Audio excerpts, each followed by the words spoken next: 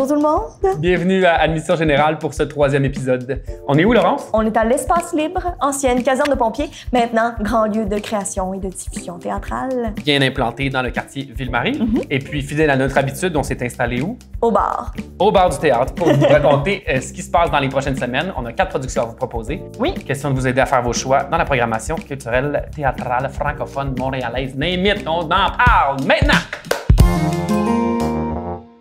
Alors, on commence ça au centre du théâtre d'aujourd'hui, cher Jérémy. Yes. Dans la petite salle, la salle Jean-Claude Germain, on retrouve le texte Équinoxe de Hugo Fréjabise, donc qui fait le texte et la mise en scène. Sur scène, dans la petite salle, je le rappelle, 12 interprètes de la relève partagent l'espace. Expérience hors du commun, Oh, déjà oui. juste là. Et c'est un huis clos. Donc, 12 interprètes tout au long qui jouent 12 interprètes qui se questionnent sur le futur de leur compagnie, le futur de leur collaboration en tant qu'artistes. Ils ont 12 heures pour décider s'ils vont continuer de travailler ensemble. C'est une pièce qui parle de la loyauté au groupe, du futur du théâtre, mais aussi des questionnements qu'on se pose en ce moment sur les motivations à le faire. C'est présenté du 25 septembre au 14 octobre. Je nous amène maintenant à la salle Fred Barry du théâtre Denis Pelletier, Youpoulou. qui est juste ici. Et voilà. Et c'est un texte de Jennifer Haley, une dramaturge américaine, qui a été traduit par Étienne Lepage. Ça s'appelle Inframonde. Et c'est Catherine Vidal qui en assure la mise en scène. C'est une reprise, en fait, d'un spectacle qui a été interrompu malencontreusement en 2020, qu'on retrouve ce mois-ci, du 3 au 21 octobre. Alors, on parle de Inframonde, qui serait une nouvelle plateforme, un genre d'Internet du futur, dans lequel un jeu immersif permet une infinité d'interdits. Alors, on questionne quelles sont les limites à nos libertés, qu'est-ce qu'on s'interdit de faire et qu'on pourrait faire par un univers virtuel. C'est assez difficile comme thématique, ce que l'équipe nous en dit, et c'est un peu dans des tournures à la Black Mirror, quelque chose d'un thriller, quelque chose dystopique, effectivement. Parfait. Donc, vraiment quelque chose qui nous amène dans un univers parallèle, pas si loin de nous.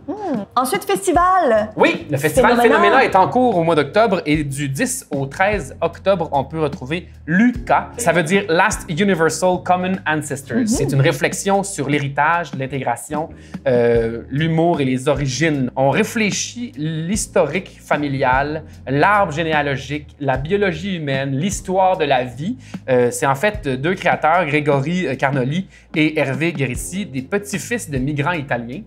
Nés en Belgique, qui nous amène cette réflexion-là sur ce que la généalogie et les périodes migratoires, nos flux migratoires, qu'est-ce qui change dans notre identité. Donc, c'est des grands questionnements identitaires, mais tout ça avec beaucoup d'humour et sur la recherche de l'histoire de l'humanité. Génial. Puis c'est pas présenté longtemps, si je me trompe pas. Ça dure 4 jours, du 10 au 13 octobre, à la Chapelle, scène contemporaine. Soyez-y. On finit ça à la Licorne, très cher. Licorne. Pour Génération Danse, qui est un texte de la dramaturge américaine Claire Barron, traduit par Maryse Warda et mis en scène par Sophie Cadieux. C'est l'histoire d'adolescentes prépubères qui font des compétitions de danse. Et il y a toute une rivalité qui va se créer à l'intérieur de cette troupe de danse-là pour différentes raisons. C'est un texte qui parle de puberté, de puissance au féminin, d'amitié, mais il y a un petit quelque chose de particulier avec la distribution. Je vous en parle un peu plus tard en aparté. C'est présenté du 10 octobre au 18 novembre. Et voilà les nouveautés pour les 2 prochaines semaines.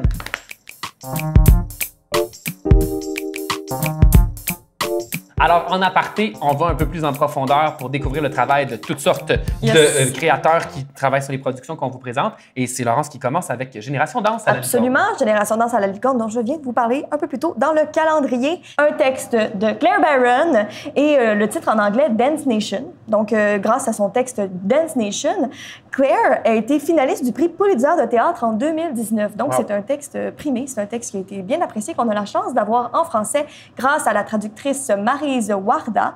La mise en scène, Sophie Cadieux, assistée par Marie-Hélène Dufort. Elle se fait, Sophie Cadieux, un devoir de créer une pièce féminine sur des jeunes danseuses où le joli est proscrit. Donc, on n'est pas dans un coming-of-age classique. Qu'est-ce que c'est un coming of age, Laurence? Un coming of age, il y a beaucoup de films américains classiques qu'on écoutait adolescents qui sont des coming of age. En fait, c'est le passage à une nouvelle étape, la puberté, le passage vers l'âge adulte, de coming de grande of age transition dans la vie de d'adulte. quelqu'un. Exactement. Voilà. Donc, on est un peu dans ces thématiques-là, mais pas du tout dans la même forme qu'on est habitué de voir. D'une part, parce que c'est une troupe d'adolescentes plus un garçon, le classique de la troupe de danse. J'ai déjà été ce garçon. Oh oui! Oh, je veux des photos. Non. Oh. Très bien. Les gens en commentaire peuvent demander des photos à Jérémy. Peut-être que si on est comme 200, il va nous la passer. Donc, en fait, on retourne à nos moutons. Donc, la troupe se prépare pour une compétition de danse à Tampa Bay. Ouais. Et leur prof suggère une choré acro-lyrique sur l'héritage de Gandhi, rien de moins.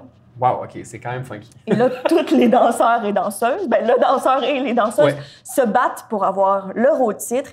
Tous le veulent. Et plus le jour J approche, plus la compétition est féroce. C'est une comédie dramatique sur le quotidien de jeunes passionnés qui parle à la fois des vulnérabilités et de la grande force des adolescentes. La petite particularité, en fait, c'est que le casting est composé d'hommes et de femmes de tous âges.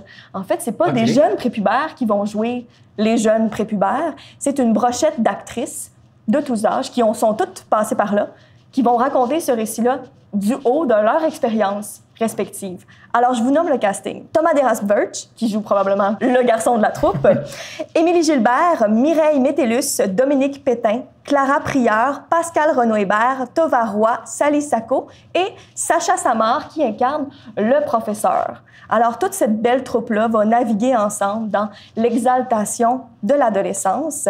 On a aussi une belle équipe de conception qui participe à ce spectacle-là. Donc, on a Martin Labrec, aux éclairages, lui qui est lauréat de plusieurs prix dans son domaine. Si vous voulez d'ailleurs en apprendre davantage sur le domaine, sur son travail... Bien, en fait, c'est plutôt sur son travail, mais aussi le travail de tout autre concepteur.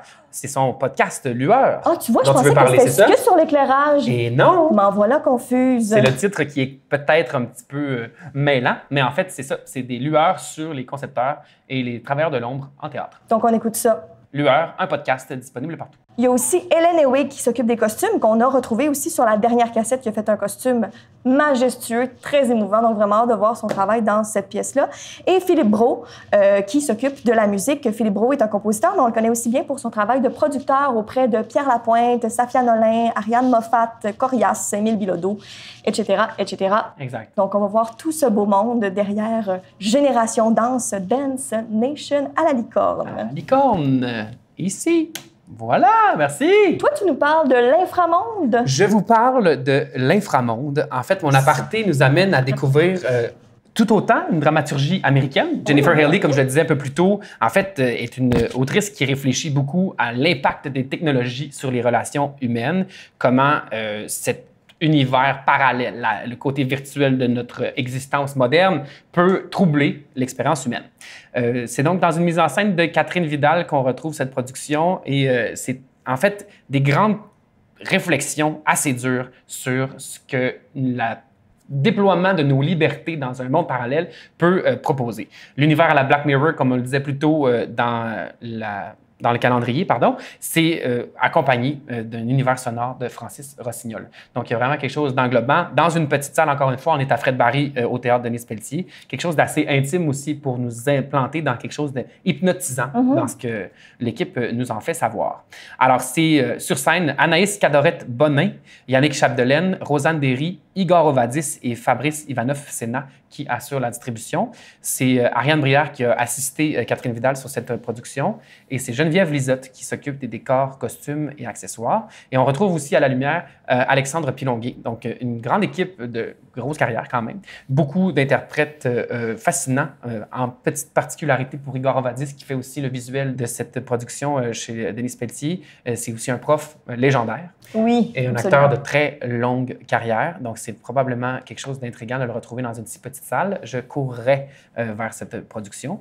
Je reviens sur le fait que cette proposition est dans une dramaturgie américaine avec un petit punch d'une série qu'on a aimée tous les deux sur Netflix. Celle qui a écrit Inframonde a collaboré et coproduit Mindhunter, une série très fascinante sur l'univers des tueurs en série. Oui. Fait que des sujets trash, on sait déjà que cette dramaturge peut bien les manier. Oui, et puis j'ai hâte de voir qu'est-ce que toute cette équipe-là va nous créer comme futur. C'est quoi leur vision de ce qui nous attend. On va voir comment ça se matérialise. Exact. Et on va être transporté par une histoire, je pense, qui va être enlevante. Ouais, beaucoup de réflexion. On se retrouve dans le prochain épisode pour encore un calendrier. Vous pouvez nous suivre sur les réseaux sociaux, aller voir notre page YouTube, nous trouver où nous sommes. C'est ce que j'aurais à dire. Probablement dans un bar de théâtre. Probablement dans un bar de théâtre. On se croise. N'hésitez pas à nous poser des questions. Ça se peut pas que je vous dise n'importe quoi ou que j'ai la réponse. Tout est possible. À bientôt. À bientôt.